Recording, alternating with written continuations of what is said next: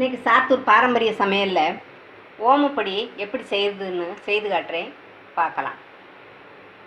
ஓமப்பொடி செய்கிறதுக்கு 2 கப்பு கடலை மாவு நல்லா சலிச்சு எடுத்து வச்சுக்கோங்க. 2 கப்பு கடலை மாவு.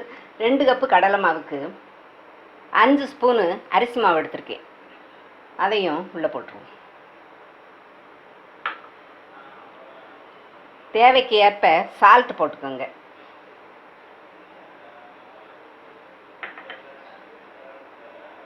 இது ஒரு ஓமத்தை 2 ஸ்பூன் ஓமத்தை கொதிக்க வச்சு அந்த தண்ணியை வடிகட்டி எடுத்து வச்சுருக்கேன். அதை வச்சு பிசைஞ்சுக்கிடுவோம்.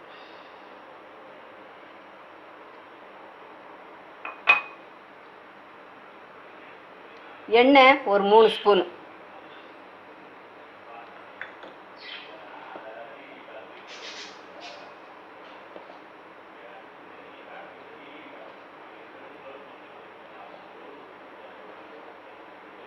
சின்ன குழந்தைகளுக்கு கொடுக்குறது, அதனால் ஓமத்தை அளவாக போடுங்க, ரொம்ப போட்டுறாதீங்க. பாருங்கள், இந்த மாதிரி சப்பாத்தி மாவு பதத்துக்கு பிசைஞ்சு வச்சுக்கோங்க.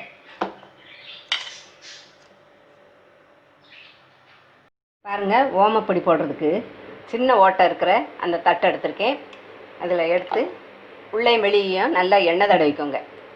தட்லேயும் இந்த பக்கமும் நல்லா எண்ணெய் தடவிக்கிட்டு கொஞ்சம் மாவு எடுத்து உள்ளே வைங்க. அதே மாதிரி இதுலேயும் நல்லா எண்ணெய் தடவிக்கோங்க. பாருங்கள், எண்ணெய் சூடாயிடுச்சு. இப்போ புளி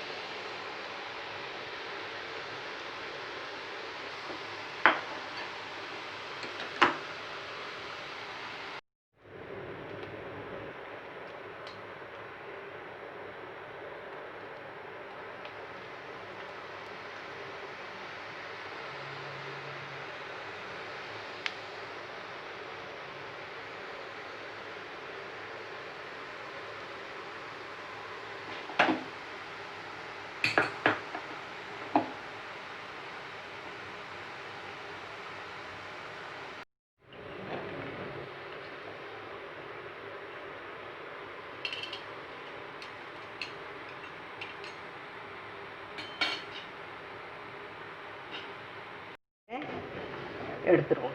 ஓமப்பொடி ரெடி ஆயிடுச்சு.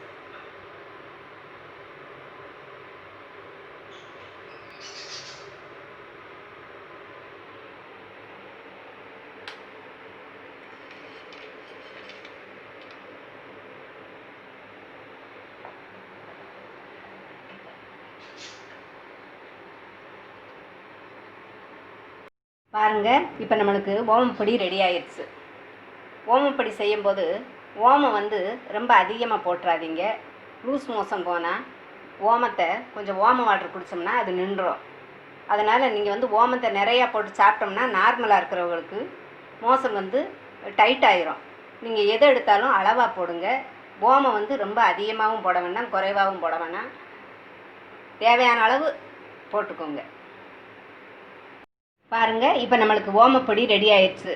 இதே மாதிரி நீங்களும் வீட்டில் செய்து சாப்பிட்டு பார்த்துட்டு உங்கள் ஃபீட்பேக் எழுதுங்க. நன்றி.